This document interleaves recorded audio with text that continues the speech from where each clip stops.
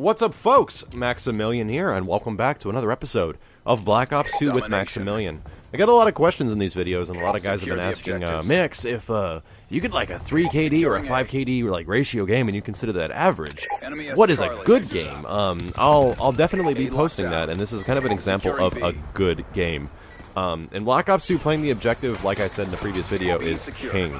Absolutely reigns supreme in getting score streaks and everything like that. Oh my god, I was running away and the dude camping in the opposite tower sniped me. That sucks. So, in this game, I'll kind of give you guys a breakdown and a run-through of how a successful game can happen and what you need to do to accomplish that. But in general, like a game with 3 kill death, like 5 kill death, and a win, isn't that special to me. That's only like a pretty decent game. Granted, my like overall kill death ratio isn't that amazing in Black Ops 2. It's not nearly as good as any other Call of Duty yet because it's still hard to find that rhythm in this game to me. But it's quickly coming back. It's quickly coming back, and it's one of those things where, oh my god, we lost B again. I guess I'll just get this.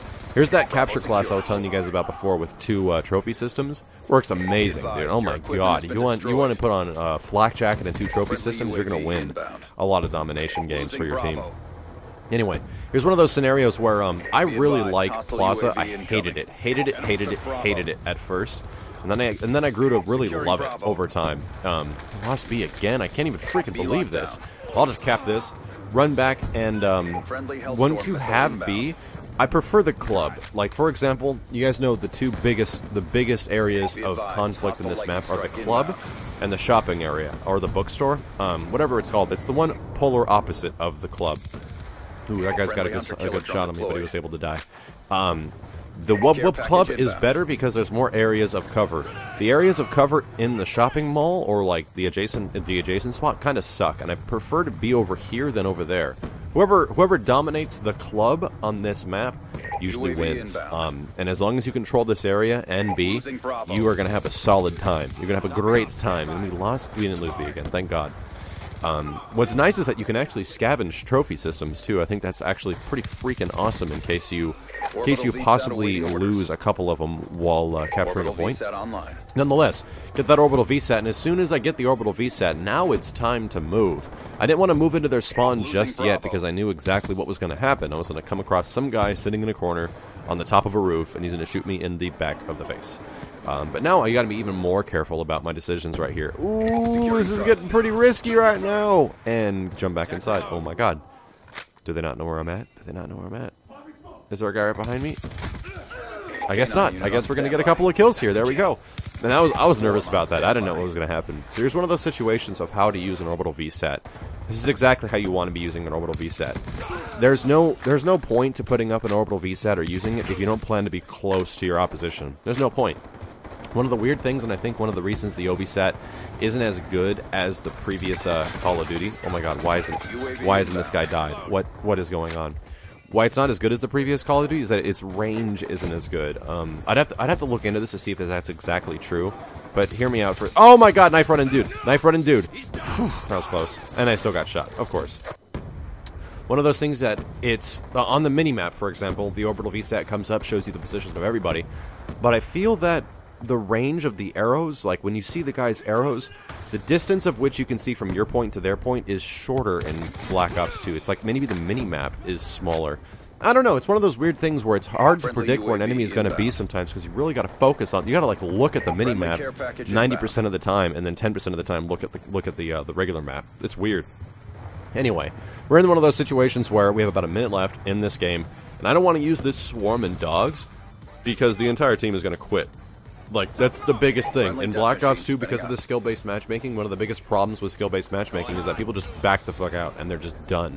They don't want to play anymore. And I can hardly blame them. For dudes that want to protect their score, they want to do well in Black Ops 2, they're not going to stick around and just get freaking murdered for the remaining, like, 10 minutes of a game. Which sucks. Like, that's one of the worst parts. And I don't know if there's anything they can do to fix that, which is another reason, like in the previous episode I was talking about why skill-based matchmaking is ultimately flawed.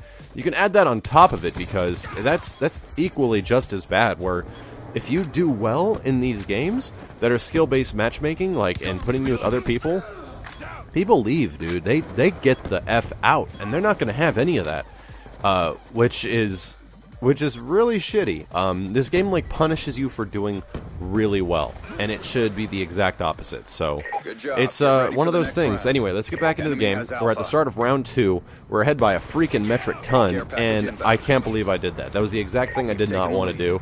Run up at the start, and then lose my chance to get an orbital VSAT. Out of absolute fury and rage, I call in my swarm and dogs, and I want them to kill as many people as possible. What sucks is that I started the second round with ghosts, and I didn't start the, instead of starting it with, what's it called? Did my swarm just killed me? My god. Instead of starting it with, the MSMC and, like, flak jacket and stuff like that, because I felt I was going to be running around the map a little bit more instead of capping because we're ahead by so much.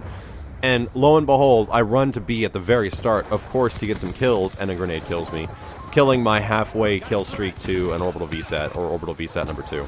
Kinda sucks. Oh my god, look at this dude sitting in a store. Please die. What's great is that the PDW is my second favorite SMG. It's really good, but it takes, like, I swear to god, 7 shots to kill a guy from, like, mid to long range. Which it deserves because it has a pretty decent fire rate. Anyway, run over there, cap their flag just for the sake of getting points. Ooh, killed 2 people, but I only got 125 points? Ooh, if anybody knows what the hell happened there, let me know. I just grenaded 2 people on the B flag and it said plus 125. I think that should have been 250. 125 extra for killing an attacker, and then 100 for the regular kill, right? Right? I don't know what happened. Anyway, got the orbital VSAT up, now it's time to run into their spawn because orbital VSATs, like we just said, are only effective when you're around people. And, ooh, look at you. Hello, sir. My name's Max. How's it going? And we are back to another swarm. Just like that. It's kind of crazy how quickly this stuff can happen in a game like Domination. The nice thing about Domination is the fact that, or especially running like something like the Swarm. Whoa! Holy hell, bro. He knew I was there. That must have been the guy I killed before. When you're running like the Swarm and dogs, you need something else to do in between getting all those kills. Besides like the objective points of killing guys, you need to go cap flags. So you cap the enemy flag, maybe kill a guy or 2 while on the flag with like orbital VSAT up. That's how you loop these kill streaks. The bummer part is that in a game like Kill Confirmed, or actually it works way better in a game like Kill Confirmed because their tags are lying everywhere. Like when a swarm and dogs are up, and you have put them out, it shows you where the tags are, and literally the minimap is just littered with little gold coins. Wonderful little gold coins that you can run around and grab, and they give you more dogs and more paper airplanes of death. It's awesome, which is why I like running Swarm and dogs a little bit more in a game mode like Kill Confirmed, because it's more a kill game. It's like there's not much objective in Kill Confirmed than running around and grabbing tags. In something like Domination, I feel that running a stealth chopper, running orbital VSAT, or lightning strike is a lot better because you can concentrate all that crap in like one area and just keep them the F off of B, you know what I mean? Which is why I not a lot of the time will actually use this in Domination, because it's really hard to loop in Domination. So that's just a little bit of advice for you guys that might have seen my Swarm loop video. Even though I got a couple of vids of it happening during a Domination game, it doesn't always work very well. And even in my best of games sometimes, like games like this, for example, a lot of other games I'll only get like maybe 1 per game, and I'll have like maybe a 33 and 10, you know, something like that. That's not an amazing game. That's not worthy of like a commentary, in my opinion, unless something amazing happens. So, pretty cool game. 81 and 4, a bunch of caps, and a few defends. If you guys enjoyed the video, please leave me a comment or a thumbs up below. My name is Maximilian, signing out.